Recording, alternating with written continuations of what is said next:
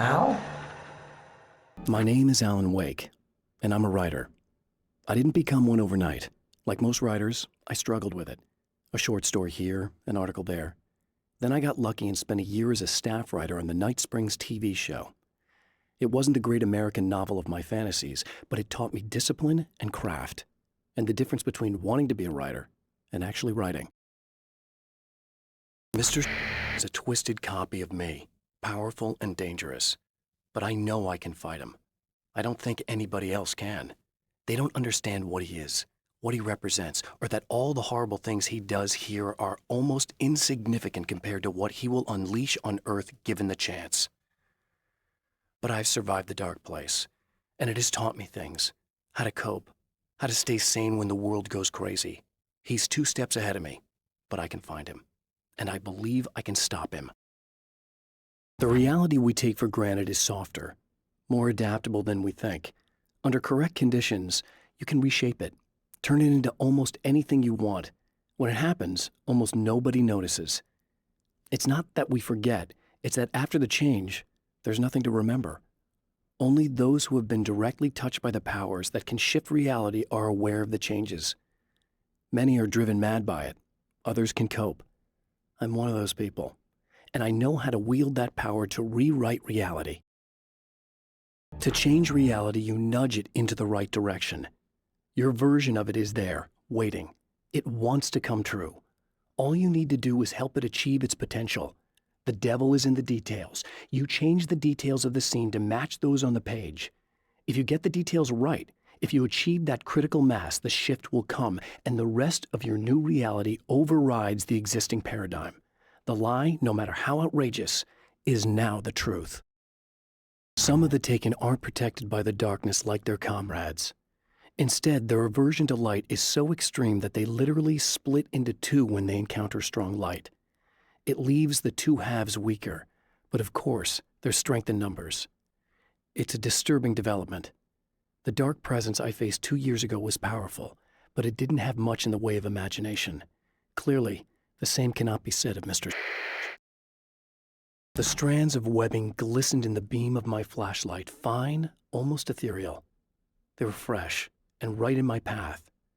I held my breath and waited, ears straining. Nothing.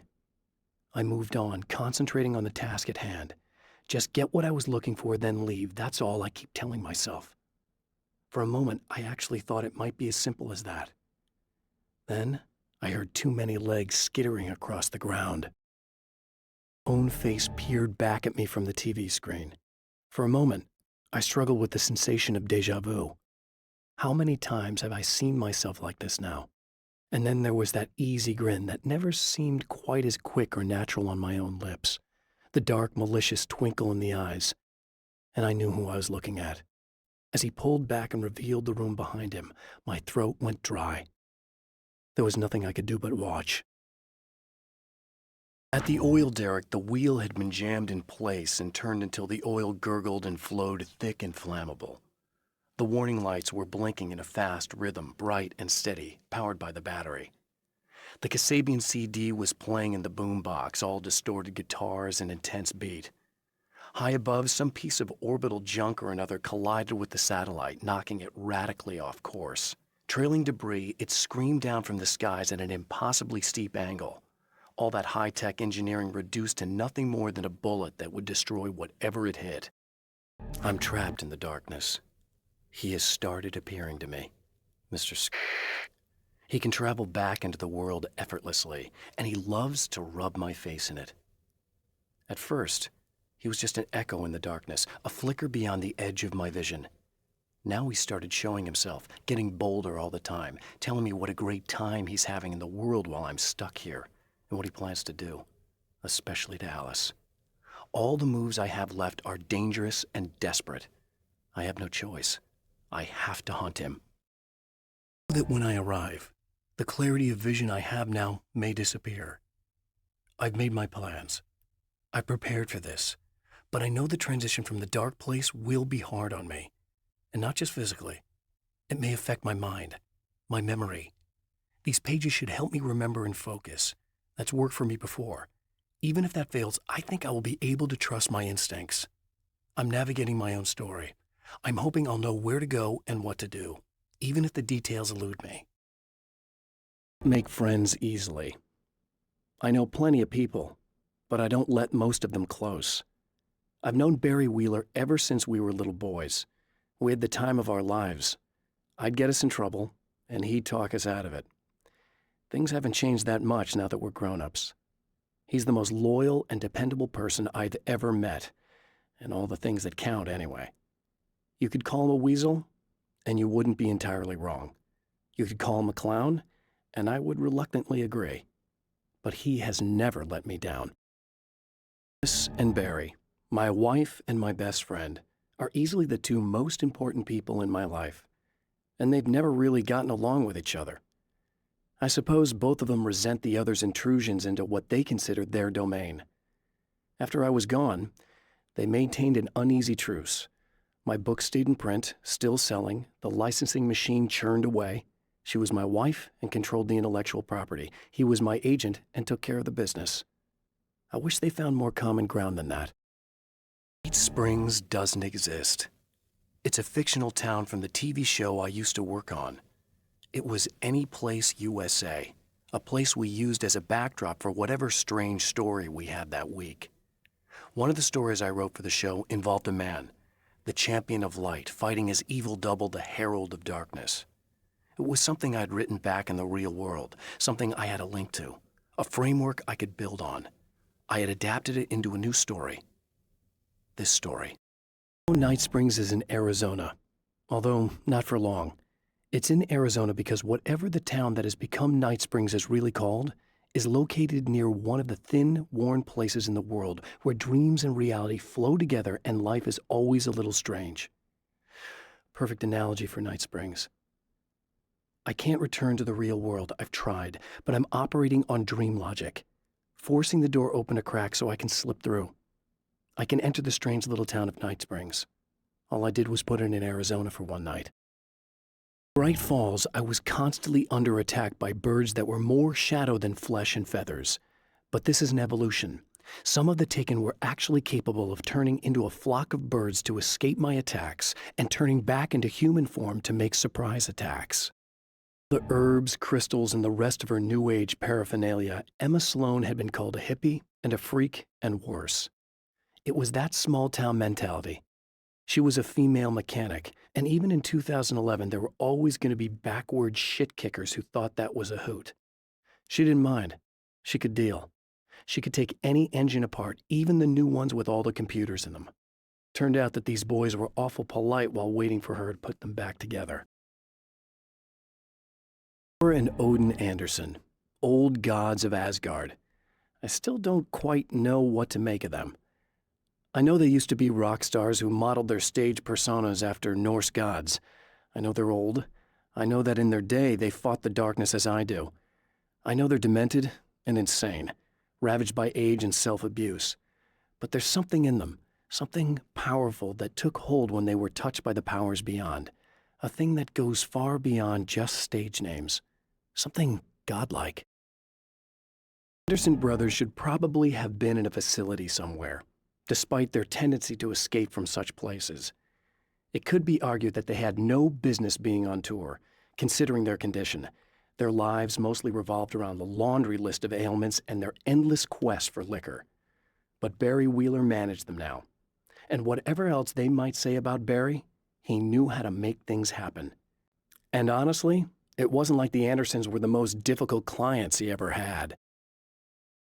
Getting the Andersons into the recording studio was a struggle and a half. But once they actually picked up the instruments, something happened. They were two old men, and they weren't. They were doddering bags of bone, and they were barely contained power. And there was music. Barry rubbed his hands together. He knew how to pick a winner. Now all they needed was some direction on how to make things a little more modern. Barry had never produced a thing in his life, but he knew what he liked. He knew Balance Slays the Demon was going to be a hit. I have seen the darkness twist flesh into new shapes before, but encountering these giants is an extremely disturbing experience. It's as if the genre has been switched on me. There's something out of Pulp Fiction, Twice as tall as normal men and stronger than forklifts, their lumbering gait and slow-witted demeanor brings to mind some kind of mean-spirited caricature of a feeble-minded hillbilly. I wasn't sure exactly when the man arrived at the motel, but from what she could tell, the party started almost immediately. It was infectious, spreading from one room to another. He was mercurial, almost as if he was flickering through the scene, telling a joke here, throwing an insult there, oozing sex and violence and excitement. She had never seen someone like this before. He looked at her and smiled, and she felt her heart flutter a little. She knew he was the kind of man mothers warn their daughters about, but she told herself it didn't matter. Storyteller, my first real love was crime, and it was in that genre that I finished my first novel, starring the perpetually miserable Alex Casey, whose entire life was a wound that never healed. The books sold as fast as they hit the shelves. I wrote 5 more Alex Casey books, and they all were bestsellers. I became rich. I became famous. Success brought pressure, and I didn't handle it very well. The pressure of success got to me. My wife Alice was the sole thing in my life that anchored me. Suddenly it wasn't enough. I couldn't write anymore. I distracted myself with wild parties and whatever trouble I could scare up. I wallowed in the drama of my life, sure that Alice would stick with me even though she didn't sign up to be the lifeline of a tortured artist. It was my dumb luck she's not the type to give up. I've seen the enemy, and it's me. I've faced dark horrors before, things that live in the unimaginable pressures of the world beyond our own. Sometimes they masquerade as humans. That's what ultimately lurks inside Mr. Scrooge. He's every mean-spirited tabloid story about me, an evil caricature, a creature formed in that vague territory of misconceptions, half-truths, and the dark imagination of people who heard a story about me. An urban legend made flesh, a serial killer, my dark half, brought to life by the power of Cauldron Lake. I carried a flashlight and a gun for so long that I feel naked without either. It's all too often that I need them. The darkness protects the taken. Shadows crawl over their forms like living things, protecting them from harm. Blows that would injure or kill a human outright mean nothing to them as long as the darkness persists. But light makes them vulnerable. Light burns the shadows away. The darkness that drives them is still in them, but now they're vulnerable. Flashlight and gun. Sometimes it feels they're all I have left. Spiders aren't really the work of the enemy. They're a side effect, a part of the dark place's less significant fauna that has managed to slip through the opening I made when I arrived. Less an animal than an idea that has assumed the form of an animal. Makes them no less dangerous, but at least they're a little easier to deal with. The darkness doesn't protect them like the taken, and thus they can be destroyed by either light or bullets right away. The atmosphere in the projection booth at the drive-in was charged, almost unreal. Despite that, the air felt cool and refreshing this late at night. It'd been a hot day. The summer was nearing its end, but it wasn't over yet. Darkness rose from the depths of Cauldron Lake and took Alice. It needed words. It needed me to write its way into our world. She was leverage, a hostage. I complied, but with a twist. I put in a loophole that gave me a chance to fight back. I was hunted by shadowy enemies, but I faced the darkness. I fought it with light. I drove it back. I saved Alice, but it came with a cost. I was trapped in the dark place below Cauldron Lake. My disappearance, they thought I was dead. I might as well have been. I know it's been 2 years. I know Alice has moved on. I've tried to find a way back to her, back to my life, but escaping the dark place is almost impossible. Time does strange things here. But dreams and radio signals can pierce the veil between the worlds. I catch glimpses and echoes of the world. Sometimes I send messages out. I can only pray that they hear them. Stories come naturally to us. We can't help it. There are many different worlds, many competing realities within our heads, fueled by books, television, even barely remembered childhood tales. There's an endless supply of fictional concepts more familiar to us than anything or anyone real. We have a far greater connection to the fictional characters we know and love than the random people we pass on the street. Our destinies and inspirations are shaped by lies, myths, and fables. Places where our world is worn thin and another reality brushes against ours. One such site is Cauldron Lake near Bright Falls, Washington. But there are others. That other reality is dark, vast, and malleable, always in flux. In its depths dwell vast forces and alien energies. They're dangerous. But in one of these places, if you know how, you can channel the power of that place and use it to shape reality. Taken may well be the tool the darkness favors over any other. At some point, they used to be human, but whatever humanity they once had is long gone. Now they're just shells covered and filled by darkness. The Taken Mr. throws at me are more grotesque and varied than the ones I first encountered in Bright Falls. But I know how to deal with them. I'd be lying if I said they don't frighten me. But I've survived worse. I can't let them stop me. After Rachel Meadows got the call from Michael, telling her to hurry to the observatory, she didn't waste any time. It had been a nice party. She'd had a good time, but her social life would always play second fiddle to the mysteries of space. Michael never showed up, of course. He pulled over at the wrong rest stop. She never even thought about him at the time. The phenomenon in the sky above her was too fascinating. The noir poster reminded me of Alex Casey, the detective's cool exterior never cracking even with the gun pointed in his face. In the back room, all the lights had been turned off, except for the lone spotlight which illuminated the bright red fire extinguisher on the wall. The act of creation is exhilarating and frightening. Subtext and symbols loom eager to take effect. Causality and consequence become domino chains that stretch into infinity. The more fundamental the change, the more unpredictable the variables become. Reality is too complex to control completely. Ordinary questions become meaningless. Who created who? What is really real? Everything is as real as everything else. You learn to let go of the things you can't control and go with the flow, or go insane. Before Dr. Meadows was handsome and slick. He moved with lazy confidence and didn't bother to pretend that he wasn't staring at her. She didn't mind, at first. Then the man flicked open the knife and shoved her out of the control room so she wouldn't hear the signal, whatever it was. Outside, she pulled her lab coat closed and thought about running. She didn't. She didn't think she'd get very far. Not from him. She never was entirely sure why he spared her. I'd found her film from the pile of containers in the back. I'd threaded it into the projector. I swallowed hard, staring at the screen, hearing her voice, the sunrise I remembered so well only moments away. And then Mr. was there, nailed by the projector's beam, caught in his own trap. He shouted at me, first in confusion, then rage. And then the sun came up and things started to burn. My writer's block got worse. I didn't sleep much anymore. My life with Alice seemed like a constant fight. I was a wreck. Alice took steps. She booked a vacation in Bright Falls, a small town in Washington. It was supposed to be a chance to break out of the cycle I was in. She didn't know about the darkness in Cauldron Lake. Alice, my wife, the best thing that ever happened to me. She smiles and the darkness lifts. For her, I've tried things I otherwise never would. I've never really minded if it's made me feel like a fool. She's a photographer, and the world she sees through her lenses is unique and beautiful. She has the vision. She sees things others don't and knows how to make them visible to everybody. She did it with me, too. She teased out things I was only vaguely aware of. She always saw me in the best possible light.